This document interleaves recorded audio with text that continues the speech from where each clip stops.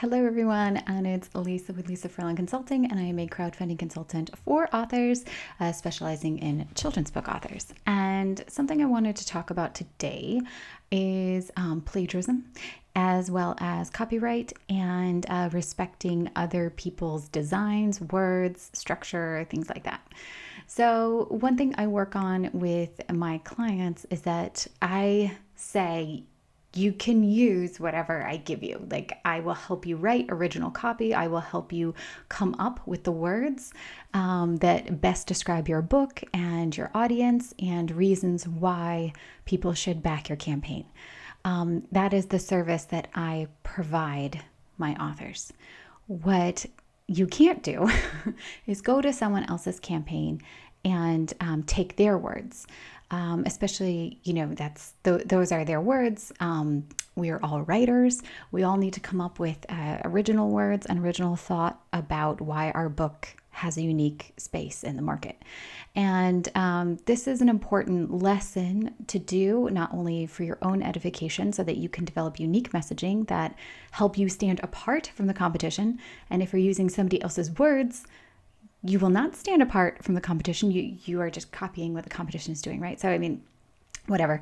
And not only that, but authors, and especially crowdfunding authors, are part of a very small community, and we all like to support one another and help one another and give each other a boost or a leg up. So a lot of times people have discovered their words on other people's pages because they went to support a campaign and then come to find out that campaign copied their own content.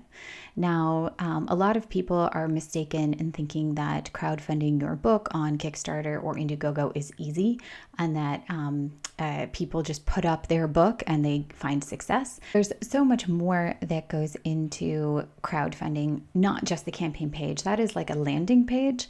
There's so much more that goes into it that you don't see. So there's a lot of contacting other influencers or other authors in the genre and reaching out.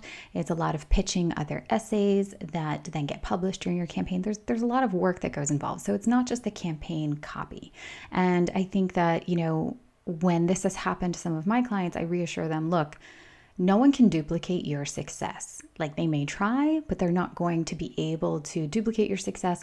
And not only that, but somebody else's success doesn't take away from ours. But the point is not that it's a competition thing. The point is that it's respecting your intellectual property and your intellectual content and saying, I will create my own words and not copy those that someone else has created.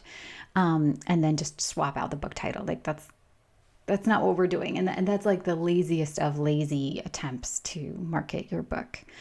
What we can do and what you should do is look at a lot of campaigns and do your market research. That's what everyone does when they do marketing. They look at market research. They do a lot of research. They see what words work. And you can look at the structure of a sentence and say, okay, they described the main reason why someone should buy their book. I should describe the main reason why someone should buy my book. That's fine.